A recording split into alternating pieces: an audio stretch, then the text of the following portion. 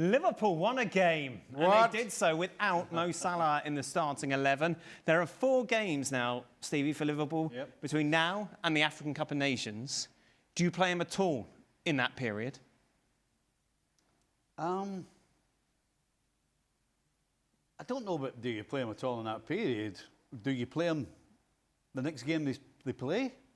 I think that's more... Liverpool. You start him. Liverpool right now, I've got to go game to game. Okay. Right? And the first one was West Ham at the weekend. And they won that. Without Mo Salah. Yep. So they had a better shape. Everything was better. There was no drama.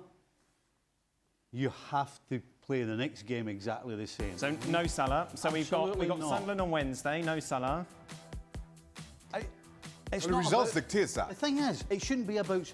If Arne Slot is thinking about how do I get Salah in the team, then he's in the wrong job. It's not a complicated question, though, is it? Does Salah start on Wednesday? No. Right. Absolutely not. And then does he start against Leeds?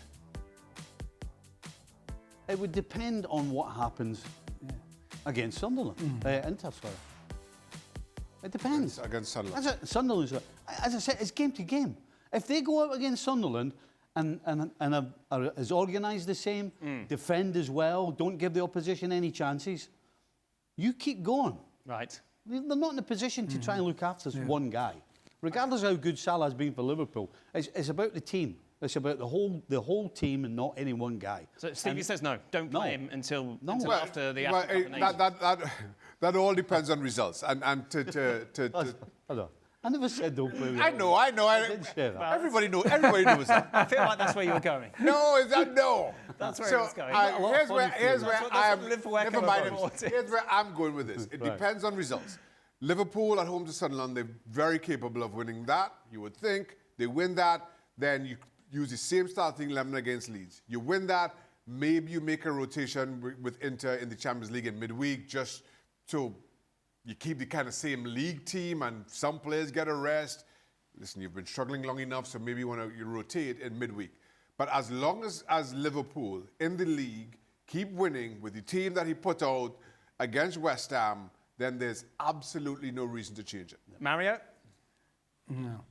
No, I totally agree. You know, look, what the guy said. Sometimes you can think about the momentum of the team. If the team keeps winning, you understand, without Salah starting, look, will I bring him on? Yeah, if the game asks for it, then I can bring him on and he can deliver the things, yeah, then it's good. And what Stevie said, yeah, of course he's one of the greats at Liverpool, but it doesn't matter what situation they're in right now.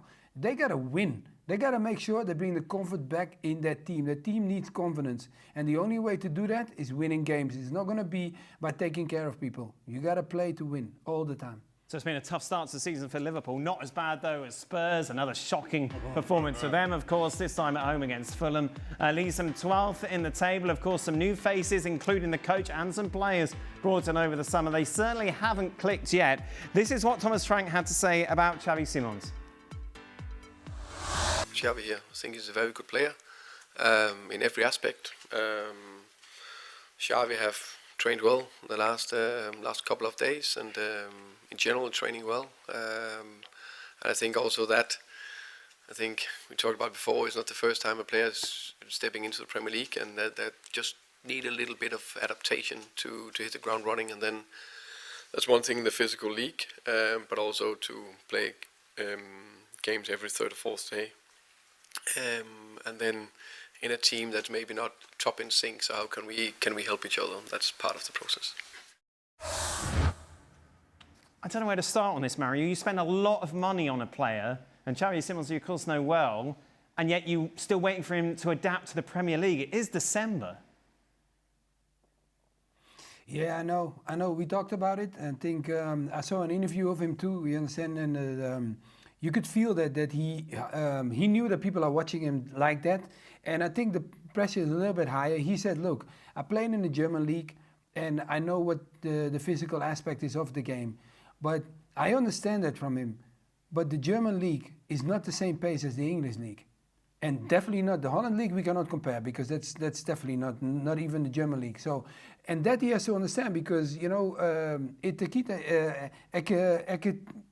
TK came out and he said, he came out and he said, like, when I get the ball, I normally, when I was in Germany, I had a lot of time on the ball. Now, when I get the ball, I have no time at all. So if someone like that says it, then you also know what kind of level the speed difference is. Let's say it like that, because it's still, you still have a Bayern that's great, and so that's why. But for him, for Xavi Simons, to do the things that I know he's good at, like dribbling, taking people on, taking the assist, the passing, and scoring goals and arriving and being dangerous. The only way to do that for him is pick up with the rhythm that English is asking you. If he's not going to do that, he's always going to be the second guy arriving later, holding the ball too long instead of letting it go. We highlighted him before, you understand, in the sense of like, sometimes he holds on to the ball too long. And in England, people love that. When they know you hold on to it too long, especially the ones that want to set the tone, they will tackle you so hard that they'll look at you and go like, okay, now you know, let it go. Mario, is it harsh to say this is why he's ended up at Spurs? Because bigger teams would have looked at him and thought, we don't quite see him fitting in the Premier League. No, I don't think so. No, I won't want to say that, because I still think Xavi's a great talent. And look, you're also talking about a player that comes from a great school like Barcelona, builds himself up. Okay, he maybe moved around a little bit, but where he is now, Xavi's focus needs to be, I need to be a star there now. To also take away the question that you just asked me. Take that away, then you'll be fine. If he doesn't take that away, then the question starts living and people start saying like, okay, you had some great clubs, but you didn't achieve the things that you should have achieved. We're kind of talking in the same breath as Wirtz, aren't we? Well, I think Wirtz obviously has got a higher standard, a higher bar. Yeah, and that was going to be my point. Xavi, I guess my question is, what were we expecting from Xavi Simons? Right. Because if anybody watched the Bundesliga... Not we. What was Spurs expecting?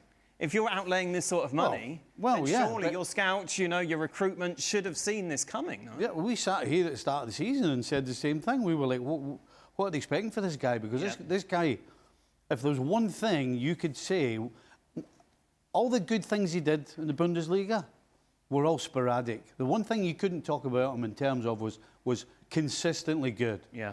You look at Wirtz, 100% for Germany, for Leverkusen, consistently great. And then now we're wondering, when's it going to be the same for Liverpool? And all the things Mario was talking about, absolutely spot on about the difference in the pace of the game. I just don't get how people thought Xavi Simons was going to be any different than what he actually is producing right now. I think the difference between Simons and Wirtz, at the very least, is physically. You look at, I always felt that Wirtz could stand up to the Premier League in terms of physicality. I always question that about Xavi Simons. No, there are any number of small players who've come from different leagues and been successful in the Premier League. Those players, though, are technically excellent, which I'm not sure Xavi Simons falls into that category. In terms of that smaller stature, you question whether they can stand up to the league physicality. The first name that comes to mind, former Spurs player, in Luka Modric.